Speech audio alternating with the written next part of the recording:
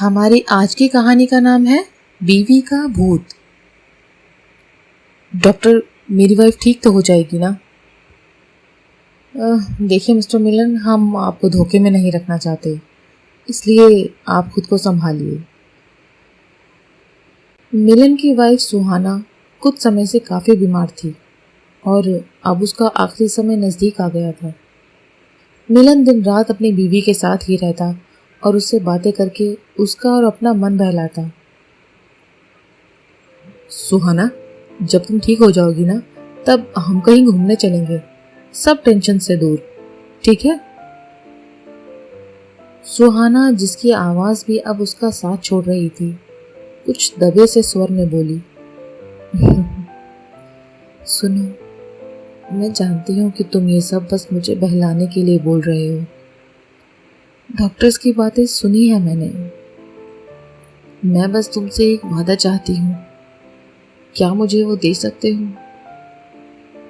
सुहाना ने अपना हाथ आगे बढ़ाते हुए मिलन से कहा। हाँ हाँ सुहाना, बोलो ना, क्या चाहिए तुमको? मैं वो जरूर पूरा करूंगा। मिलन ने भी सुहाना का हाथ कस के पकड़ा और वो वादा देते हुए कहा, मैं नहीं चाहती कि तुम मेरे जाने के बाद दूसरी शादी करो, वरना मेरी आत्मा को कभी शांति नहीं मिलेगी। सुहाना की ये बात सुनकर मिलन के हाथ की पकड़ ढीली हो गई और वो बोला, तुम ऐसी बातें क्यों कर रही हो सुहाना? मैं तुम्हें कुछ नहीं होने दूंगा। नहीं मिलन, मुझे अब जाना होगा। तुम बस मेरे इस वादे का ख्याल रखना और मेरी जगह किसी और को मत देना। सुहाना, तुम्हारी जगह तो कोई नहीं ले सकता। मैं किसी और से शादी कभी नहीं करूंगा। मिलन अभी उसको वादा कर ही रहा था कि सुहाना का हाथ मिलन के हाथ से छूटकर बेड पर गिर गया और मिलन के आंसुओं ने भी अपना बांध तोड़ दिया। सुहाना को गए हुए 3 साल हो गए हैं। मिलन की जिंदगी भी पहले जैसी चलने लगी और वह सुहाना की यादों के सहारे जीना सीख गया। मगर समय ने उसकी कुछ यादों को धुंधला कर दिया और उसके माता पिता के बहुत जोर देने पर वो दूसरी शादी के लिए राजी भी हो गया। मिलन की माँ उससे बोली, बेटा, जिंदगी किसी की यादों के सहारे नहीं चलती, एक हमसफर की जरूरत होती है सबको। देख, तेरे मामा जी ने एक रिश्ता भेजा है, लड़की कुछ दिमाग की डॉक्टर है, ऐसा बोल रहे थे तेरे मामा जी। उन लोगों को सुहाना के बारे में सब पता है और उनकी तरफ से तो हाँ है। अब तू बता, क्या जवाब दूं उनको? आपको जैसा ठीक लगे आप कर लो माँ, मुझसे पूछने की क्या जरूरत है। ऐसा कहकर मिलन वहां से चला गया। कुछ दिनों बाद मिलन और रूपाली की सगाई हो जाती है, मगर सगाई के बाद मिलन की जिंदगी में कुछ अलग होता है। अगली रात करीब 12 बजे मिलन के कमरे के दरवाजे पर दस्तक होती है। मिलन आंखें मलता हुआ उठता है और अपनी घड़ी की ओर देखता है। इतनी रात को कौन आया है? वो बिस्तर पर लेटे हुए ही आवाज लगाता है, कौन है भाई? बाहर से कोई आवाज नहीं आती। उसको लगता है शायद उसके मन का वहम था और वह फिर से सो जाता है। मगर थोड़ी देर बाद फिर से दस्तक होती है। इस बार उसको कोई वहम नहीं हुआ। वो अपने बिस्तर से उठता है और दरवाजे की ओर जाता है। दरवाजा खोलते ही उसके पांव के नीचे से जमीन निकल जाती है। सुहाना, तुम? हाँ मिलन, मैं।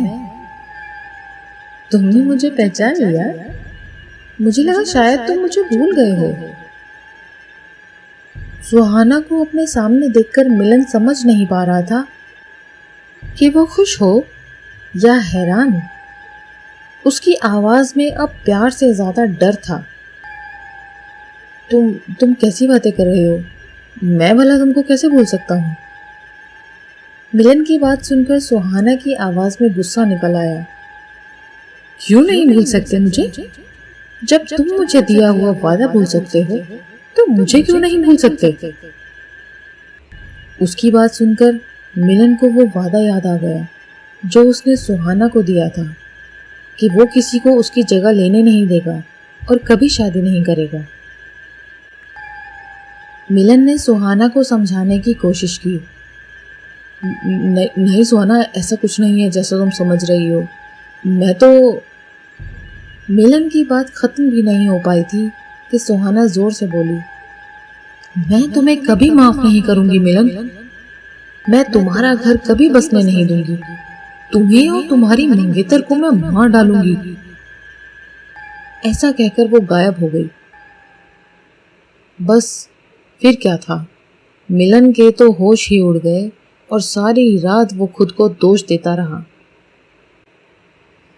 अगली सुबह उसने अपने दोस्त कुणाल को फोन किया। हेलो कुणाल, यार मुझे तुझसे अभी मिलना है, कहीं बाहर मिलते हैं, बहुत ज़रूरी बात है। क्या हुआ भाई, बात तो बता। कुणाल भी परेशान सी आवाज़ में बोला। इस पर मिलन ने उसको बिना सवाल जवाब किए एक रेस्टोरेंट में आने को बोला। क्या हुआ यार, सुबह सुबह क्यों इतना बौखला रहा है? कोई भूत वूत देख लिया क्या? हाँ कुणाल ने बात को मजाक में उड़ाने की कोशिश की, लेकिन मिनल के साथ तो ये मजाक हकीकत में हो रहा था। हाँ यार, मैंने सुहाना को देखा। सुहाना? अबे पागल हो गया है क्या? वो कैसे आ सकती है? उसको गए हुए 3 साल हो गए हैं। हाँ मैं जानता हूँ, मगर कल रात वो मेरे पास आई थी और उसने मुझे उसको दिया हुआ वादा याद दिलाया। मिलन ने कुणाल को बीती रात सारी बात बताई। इस पर कुणाल बोला, ओह तो ये बात है, मगर वो इतने साल तक तुझे क्यों नहीं दिखाई दी? मैं नहीं जानता यार, पर अब मैं क्या करूं? रूपाली को क्या जवाब दूं? मिलन के चेहरे का रंग बिल्कुल फीका पड़ गया था। कुणाल ने हिम्मत बांधते हुए उसको कहा, सुन, मुझे लगता है तुझे थोड़ा स्ट्रेस है और इसी वजह से शायद तुझे कोई भ्रम हो रहा है। तू घर जा और ऑफिस से छुट्टी लेकर आराम कर। मिलन को भी लगता है शायद कुणाल ठीक ही कह रहा है और वो घर जाकर सो जाता है। उसी रात फिर से दरवाजे पर दस्तक होती है और मिलन डर के उठ जाता है। कौन है? मैंने पूछा, कौन है वहां? मिलन अपने बाईं ओर दरवाजे की ओर देखता है और तभी उसको अपनी दाईं ओर किसी के होने का एहसास होता है। वो पलटकर देखता है तो सुहाना वहीं खड़ी होती है। क्या हुआ मिलन, तुम मुझसे इतना डर गए कि अपने दोस्त कुणाल के पास पहुंच गए? मिलन सन्न रह जाता है और बोलता है, तुम्हें कैसे पता मैं कुणाल के पास गया था? सुहाना बहुत जोर से हंसती है। मुझे तो ये भी पता है कि इस वक्त तुम्हारे दिमाग में क्या चल रहा है। यही ना कि कैसे मैं इस चुड़ैल से छुटकारा पाऊं, मगर मैं अब कभी नहीं जाऊंगी। ये सुनते ही मिलन ने अपना मुंह चादर से ढक लिया और बड़बड़ाने लगा, चली जाओ यहाँ से, चली जाओ प्लीज, चली जाओ। थोड़ी देर बाद कमरे में सन्नाटा हो गया, मगर मिलन की जिंदगी में नहीं। ऐसे ही कुछ दिन बीतते गए। सुहाना रोज आकर मिलन को परेशान करने लगी। वो जो भी करता, जहां भी जाता, जिससे भी मिलता, वो सुहाना को सब कुछ पता रहता था। एक दिन तंग आकर मिलन ने अपनी मंगेतर रूपाली को सब कुछ बता दिया। ये सारी बातें सुनकर रूपाली बोली, तो सुहाना अब वापस आ गई है और वो ये भी जानती होगी कि तुम आज मुझसे मिलने आए हो, है ना? मिलन घबराहट से भरी आवाज में बोला, हाँ वो सब जानती है। आज वो फिर से मेरे पास आएगी और हमारी इस मीटिंग के बारे में उसे सब पता होगा। ठीक है, तो तुम एक काम करना, आज तुम अपने पास एक बर्तन में कुछ चावल रखना और जब वो तुमसे सवाल जवाब करे तो उससे सिर्फ इतना कहना कि उस बर्तन में कितने चावल के दाने हैं। अगर वो जवाब दे पाई तो ठीक है, हम शादी नहीं करेंगे, पर अगर उसने जवाब नहीं दिया तो वो फिर कभी तुम्हारे पास नहीं आएगी, ऐसा उससे वादा लेना। रूपाली का ये उपाय कुछ अजीब तो लगा मिलन को, मगर उसके पास और कोई रास्ता भी नहीं था, इसलिए उसने ऐसा ही करने का सोचा। उस रात जब सुहाना मिलन के पास आई तो उसने वही किया जो रूपाली ने कहा था। उसने एक बर्तन में थोड़े से चावल के दाने लिए और सुहाना को दिखाते हुए बोला, सुहाना, अगर तुम चाहती हो कि मैं ये शादी ना करूं तो तुम्हें इस बर्तन में कितने चावल के दाने हैं ये मुझे बताना होगा, वरना तुम आज के बाद मुझे कभी परेशान नहीं करोगी और हमेशा के लिए चली जाओगी।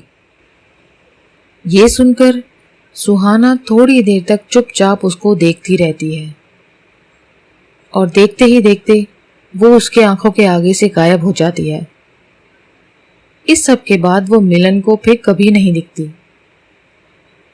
उस घटना के करीब 2 दिन बाद मिलन रूपाली से मिलने जाता है और उसको सारी बातें बताता है। थैंक्स रूपाली, तुमने मुझे बहुत बड़ी प्रॉब्लम से बचा लिया, मगर तुमको कैसे पता चला कि वो चावल के दानों से डर कर भाग जाएगी? मिलन की बात सुनकर रूपाली जोर से हंसने लगी और बोली, वो चावल के दाने से नहीं डरी, एक्चुअली सुहाना कभी वापस आई ही नहीं। मिलन ने अपने माथे को सिकोड़ते हुए पूछा, क्या मतलब, मैं क्या झूठ बोल रहा हूं? नहीं, तुम झूठ नहीं बोल रहे हो, मगर जो भी तुमने देखा और सुना वो सब तुम्हारे खुद के दिमाग की इमेजिनेशन थी। जब हमारी सगाई हुई तब तुमने मेरे अंदर सुहाना को देखना चाहा। तुम्हारी उस चाहत से सुहाना की सभी यादें ताज़ा हो गई और उनमें से उसको दिया हुआ वादा सबसे ऊपर आ गया, जिसकी वजह से तुमने सुहाना को अपने ख्यालों में फिर से जिंदा किया। इसलिए वो तुम्हारी हर बात को पहले से ही जानती थी, पर जब तुमने उसको चावल के दाने गिनने को बोला तब वो जवाब नहीं दे पाई। पता है क्यों? क्योंकि इसका जवाब तुम्हें खुद को भी नहीं मालूम था। मिलन रूपाली की सारी बात समझ गया। उसने रूपाली के हाथों को पकड़ा और बहुत विनम्रता से बोला, थैंक्स रूपाली, मगर तुमको ये सब कैसे पता चला? मिस्टर मिलन, शायद आप भूल रहे हैं कि मैं एक साइकियाट्रिस्ट हूँ, वो दिमाग की डॉक्टर।